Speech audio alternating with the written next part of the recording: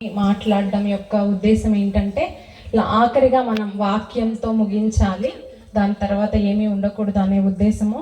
నేను ఒక 5 నిమిషాల్లోనే దీన్ని ముగిస్తాను. అనుకున్న రీతిలో నాకు ఇక్కడ నించోడానికి దేవుని మహాప్రణాళికలో దేవుడు చూపిన కృప కొరకు నేను ఎంతగానో నా దేవుని స్తుతిస్తూ ఉన్నాను. నా తల్లిదండ్రుల గురించి ఒక చిన్న మాట ఇప్పుడు నేను చెప్దాం అనుకున్నాను. మా చిన్నతనంలో మా అమ్మగారు నాన్నగారి దగ్గర కొంచెం అంటే ఒక 2 పెళ్లి ఉంగరాలు ఉండేవి. మా అమ్మగారికి ఒకటి, నాన్నగారికి ఒకటి, అలాగే మా అమ్మగారికి ఒక చైన్ ఉండేది. మేము చిన్నప్పుడు ఏదైనా పోస్ట్ ఆఫీస్, బ్యాంక్ ఎటైనా వెళ్ళాలంటే మాకు ఇంట్రెస్ట్గా ఉండేది వెళ్ళడానికి. మా నాన్నగారితో పాటు మేము కూడా వెళ్తే అప్పుడు మీటింగ్స్కి ఒక 15 రోజులు టైం ఉంటుంది. ఇంకా 15 రోజులు టైం ఉన్నప్పుడు మా నాన్నగారు ఆ బ్యాంక్ క్యాషియర్ గారు కొద్దిగా పరిచయం అనమాట. అటు సైడ్ ఉండేది అప్పుడు బ్యాంక్. వెళ్తే ఇప్పుడు ఆయనతో చెప్పారు, ఈ 2 ఉంగరాలు పెడతాము, ఇప్పుడు మొదలు పెడతాము, ఇంకో 10 రోజుల్లో మా దగ్గర ఒక పెద్ద వస్తువు ఉంది, దాన్ని కూడా తీసుకొచ్చి పెడతాము అని చెప్పి. అది మీటింగ్స్ కోసం అనమాట. ప్రతి సంవత్సరం అదే రిపీట్ అవుతూ ఉండేది. 2-3 నెలలు, 4-5 నెలలు మా నాన్నగారు అమ్మగారు మీటింగ్స్ నిమిత్తం చేసిన అప్పులన్నీ తీర్చుతూ ఉండేవాళ్ళు. నేను ఎంతగానో దేవుని సేవలో వాళ్ళకి అట్లా ఆధిక్యత లభించింది అని నేను దేవుణ్ణి ఎంతగానో ఈ ప్లాట్ఫామ్ మీద నుంచొని దేవుని స్తుతిస్తూ ఉన్నాను. అక్కడి నుంచి ఇప్పుడు ఏ పరిస్థితికి ఈ సంఘం వచ్చింది అంటే వాళ్ళ కన్నీరు త్యాగ ఫలితంగా ఈ రోజున జస్ట్ మేము చెప్తే నుంచొని మా సంఘం అంతా అరేంజ్ చేశారు. ఒక్క రోజులో అరేంజ్ చేశారు. నిజంగా నేను ఈ సంఘాన్ని అభినందించకుండా ఉండలేకపోతున్నాను. ఎవరెవరైతే పేర్లంతా చెప్పడానికి అవ్వదు, కానీ ప్రతి ఒక్కరు సంఘం వెలుపలో ఉన్నవారు కూడా యవనస్తులు అనేక మంది ఇంత పెద్ద గుడారం వేయడము దగ్గర నుంచి దీని గుంజలు తవ్వి దీని అంతా వేయడము చాలా కష్టమైన పని. దీనిలో పార్టిసిపేట్ చేసిన ప్రతి ఒక్కరికి యేసు నామంలో నేను వందనాలు చెల్లిస్తూ ఉన్నాను. అదేవిధంగా నా తల్లిగారు ఎంతగానో, మా తండ్రి గారు ఈ లోకాన్ని విడిచి వెళ్ళినప్పటికీ మా ఇంట్లోంచి ఏదైనా కొద్దిగా మంచి బయటకు వెళ్తుంది అన్న నా తల్లిదండ్రుల సేవా ఫలితము అని చెప్పడానికి నేను ఎంతగానో దేవుని స్తుతిస్తూ ఉన్నాను, సంతోషిస్తూ ఉన్నాను ఇక్కడ నిల్చుని. అదేవిధంగా సంఘం అంతటికి ప్రార్థించినందుకు, పరిచర్య చేసినందుకు, అదేవిధంగా పరిచర్య కోసం అనేక మంది గుప్పిళ్ళు విప్పారు, సంఘంలోంచి ఇతరులు విప్పారు, అదేవిధంగా బంధువులు, స్నేహితులైన వారు ఈ గొప్ప కార్యం కోసం గుప్పిళ్ళు విప్పి ఉన్నారు. వారందరికీ దేవుని నామంలో వందనాలు చెల్లిస్తూ ఉన్నాను.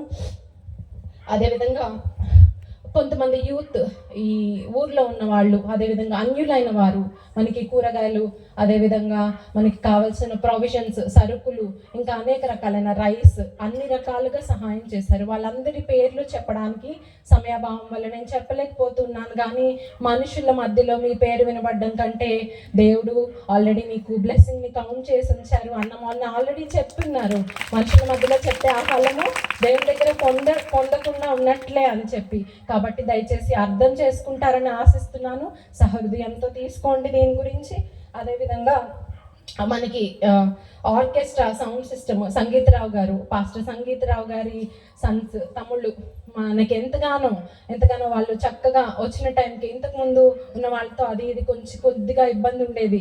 వాళ్ళు కూడా దేవుని బిడ్డలు కాబట్టి మనకి ఏ ఇబ్బంది పెట్టకుండా మనం ఎలాగ చెప్తే అలాగ నడుచుకున్నారు.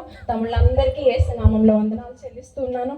అదేవిధంగా మనకి ఇంత మంచిగా కన్వీనర్గా మనకి ఎంతో తోడ్పాటుగా ఉంటూ, మా ప్రక్కనే మా నాన్నగారు ఉన్నప్పుడు ఎంతో మంది దైవజనులు వచ్చిపోతూ ఉండేవాళ్ళు మా ఇంటికి.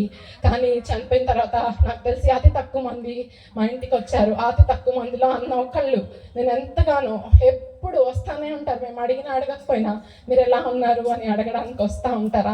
అన్నకి యేసు నామంలో ఇంత మంచిగా కన్వీనర్గా చేస్తూ ఆత్మీయంగా ఈ కార్యక్రమాన్ని నడిపించినందుకు పాస్టర్ స్వామిదాస్ గారికి నేను కృతజ్ఞతలు చెల్లిస్తూ ఉన్నాను. అదేవిధంగా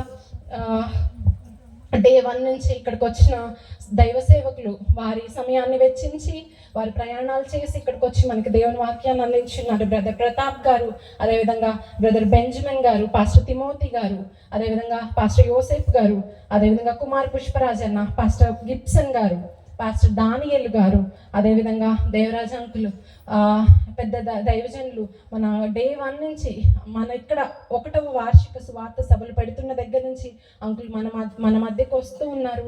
నేను ఎంతగానో దైవజనులు అందరిని బట్టి, వారి సమయాన్ని బట్టి దేవుని ఎంతగానో స్తుతిస్తూ ఉన్నాను.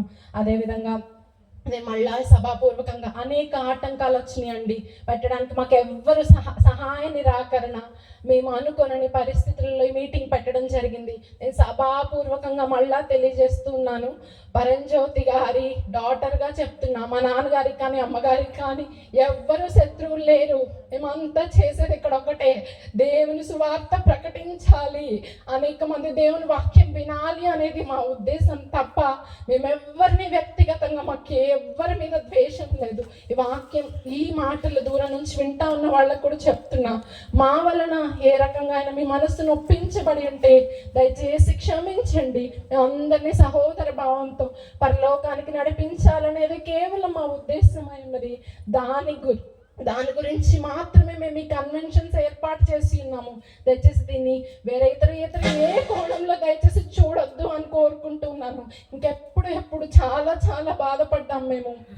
ఒకవేళ మా వల్ల మీకు ఏదైనా అసౌకర్యం కలిగితే క్షమించండి, కానీ ఇది కేవలము దేవుని రాజ్య వ్యాప్తి కొరకు జరుగుతుందని, మీరందరూ దేవుని తెలుసుకోవాలని జరుగుతుందని నేను సభాపూర్వకంగా విజ్ఞాపన చేస్తున్నాను. అదేవిధంగా దూర ప్రాంతాల నుంచి అనేక మంది విశ్వాసులు వచ్చారు, అవిశ్వాసులైన వారు వచ్చారు.